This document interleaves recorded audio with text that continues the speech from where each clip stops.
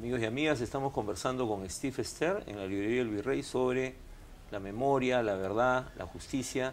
Y Steve había planteado un tema que me parece muy importante en las diferencias, la comparación que hacíamos con el caso chileno, y era la dimensión histórica de la falta de justicia y de la ausencia de ciudadanía en el caso peruano, que marca una diferencia muy fuerte con el caso chileno. Y yo recordaba que Steve conoció Huamanga, que fue pues un lugar tan importante en la historia de este conflicto en los años 70. Cuando algunos hablan de Ayacucho y de la violencia, hay la imagen de que, o el discurso de que, porque hay una crítica que dice, bueno, la pobreza es lo que generó la violencia, y de eso se aprovechó Sendero Luminoso, Guzmán. Pero tú tienes una reflexión que va más allá de un argumento meramente económico, digamos, ¿no? Sí. Cuando tú llegas a Ayacucho como historiador, entras a esta sociedad donde no sé cuánto de ciudadanía había. Sí.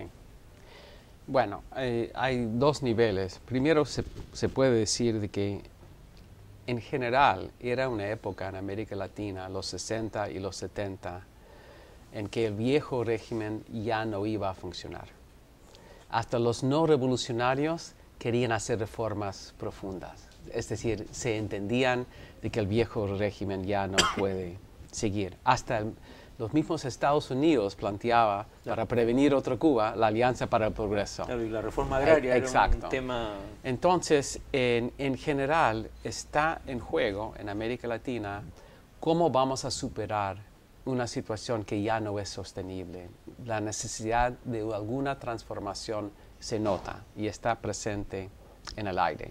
Entonces, no es sencillamente un problema económico de pobreza o de explotación o de discriminación, es eso combinado con la idea de que la sociedad como está ya no es sostenible y hasta la clase media entienden algo de que eso ya no puede funcionar. Entonces se crean posibilidades de alianzas entre algunos sectores medios y algunos sectores más bajos en las sociedades latinoamericanas. Y ahí las universidades son importantes, porque ahí entra una juventud que también va a entrar en el debate, bueno, ¿cómo vamos a hacer esa transformación?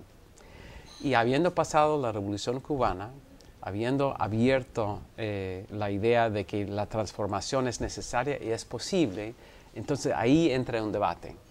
Entonces, una cosa que se puede perder la vista en esa, como tú señalas, en esa visión un poco superficial sobre Sendero, aprovechó la pobreza, es que lo que estaba en juego era finalmente decir, el Perú no es sostenible, tal como está. Eso no puede ser. Ese estado de las cosas no puede continuar, era el clima de la época. La discusión era...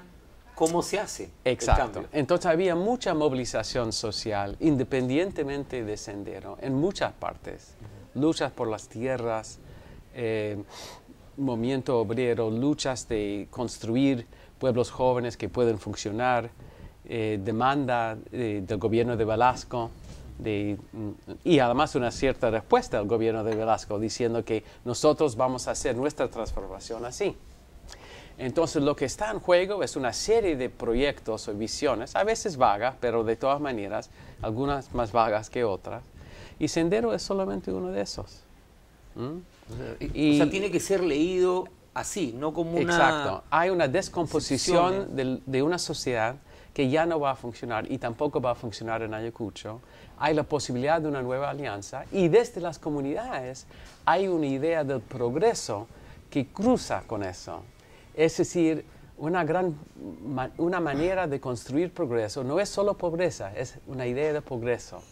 Bueno, una manera de llegar al progreso es que los hijos van a Lima o a Huancayo o a otra parte, pero otra manera es a través de la educación, ¿no? Entonces, Perú tiene un índice de educación relativamente alto en comparación con su nivel de desarrollo económico en esa época. Educación que era... La misma comunidad construía Sí. las escuelas, ¿no? Traía Exacto. al maestro, hacía la gestión. Exacto, y mandaban, y las capas un poco en mejor lugar en las comunidades, a veces mandaban hijos a las universidades, ¿no? Entonces, ese anhelo de una transformación, esa necesidad de una transformación, ese reconocimiento desde aún la clase media urbana de que esta sociedad no puede seguir tal cual como fue antes, se combina con juventudes buscando definir un proyecto. Y un sector de esa juventud va a estar con Sendero, pero hay muchos otros sectores que están en otra. Ahora, esta radicalización, pues finalmente es en Huamanga donde Sendero se desarrolla, en Ayacucho, digamos, ¿no? Se desarrolla más, tiene intentos en otros lugares, pero es ahí donde este salto a este proceso de lucha armada, como le llaman ellos, de guerra popular, ¿por qué es que en Ayacucho se da el proceso de esa manera? Sí, quizás hay una manera de formular la pregunta un poco distinta.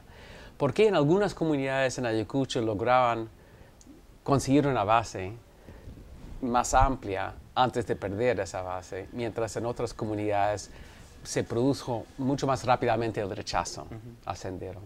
Y un factor importante, pensando cómo la política en macro se combina con la política en micro, es que en algunas comunidades las autoridades de esas comunidades eran todavía legítimas y respetadas. Entonces, esas autoridades eran definidas, ellos eran, esos oficiales, Barayoc, etcétera, eran definidos como el enemigo de Sendero, por parte de Sendero. Pero si tenían legitimidad, digamos, todavía en sus comunidades y se consideraban que eran personas legítimas, que de todas maneras aportaban a la comunidad, entonces va a producir, por un lado, un rechazo mayor, más rápido, y por otro lado, una mayor capacidad coherente de la comunidad construir una respuesta. Entonces, en algunas comunidades en Ayacucho, Sendero va a encontrar una dificultad relativamente temprano para avanzar. Mientras en otras comunidades, pensando a nivel micro, las autoridades no eran ya reconocidas por su propia gente como gente legítima, más bien como gente abusando de su autoridad. Como representantes de ese orden que había que derrumbar, derrumbar, digamos. Exacto. ¿No? Entonces, en las comunidades en que eso era más presente, Sendero pudo, por un lado, identificar a gente muy abusiva, incluyendo terratenientes, gamonales, etc. Y por otro lado, en una comunidad fragmentada en que no existía una autoridad alternativa legítima que pudo liderar a la comunidad. Entonces, en ese contexto, cuando hay jóvenes que dicen, este es el camino, los mayores van a decir, nos parece bien. Es decir, nuestros jóvenes han aprendido algo y la verdad es que no hay una voz alternativa que convence porque las autoridades han perdido su legitimidad. Y ahí Sendero encuentra mayor eco, vamos a decir, que se puede combinar con problemas a nivel micro, como abigateo, como problemas de conflictos intercomunales, problemas de esposos abusivos, una serie de problemas, y ahí puede construir una base. Y ahí va a tardar más para que el autoritarismo de Sendero y la violencia misma empiece a crear otros tipos de choques y hay un viraje distinto. Ahora, Steve, sin embargo, lo que tú estás describiendo no fue entendido así en ese momento, ni por las fuerzas políticas, ni por el Estado, ni por el establishment, o el status quo, ni los militares, ¿no? ¿Por qué es que se demoró tanto no voy a decir Lima, pero el orden, el poder, para darse cuenta de estas diferencias? Es una muy, muy buena pregunta.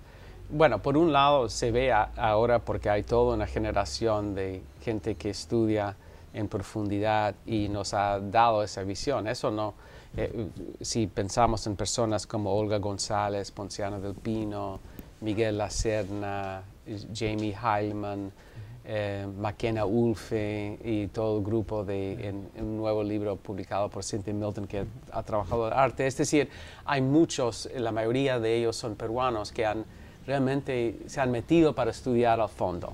Eso es un nivel de la pregunta. Claro. Pero tu pregunta va más profundo, porque ¿por qué no percibían, por qué no tenían ni las intuiciones de entender eso? Y yo creo que eso está, quizás la respuesta está por lo menos a dos niveles. Uno es que hay una cierta actitud de abandono a Ayacucho, el sur, más quechua hablante, más indígena, etc. Así que al principio de la guerra, yo creo que en Lima quieren no reconocer que hay guerra, que hay problema. Un poco como que se queden con Ayacucho es la actitud. Bueno, hasta ahora hay gente que no acepta que hubo una guerra. Sí. Además. Sí. Entonces, una parte es esa negligencia que tiene que ver con un país muy diverso en que es quizás a veces un poco fácil no prestar atención por las jerarquías que existen. Es menos fácil hoy en día por la misma experiencia que pasó. Pero en esa época había una posibilidad de encerrarse y no prestar atención. Porque la verdad es que al principio Sendero no pareció un grupo que iba a tener tanto impacto, porque había una izquierda importante, pero no era Sendero. Claro. Había movilización de izquierda en la Sierra y en Lima, y parecía que más relevante eran la izquierda mayoritaria, vamos Claro, a que decir. estaba participando además en elecciones municipales. Exacto. Gobernando alcaldías. Exacto. Así que por un lado hay esa falta de prestar atención mezclado con una cierta indiferencia, vamos a decir. Por otro lado, yo creo que la visión desde Lima, de la Sierra, es una visión siempre cargada con muchas cosas.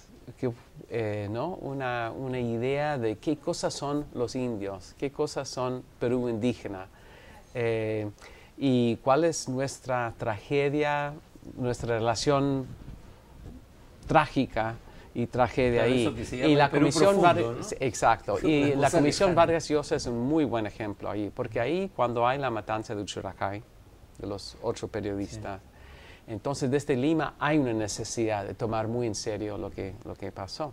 Entonces hacen lo que hacen desde la ciudad capital, organizan una comisión.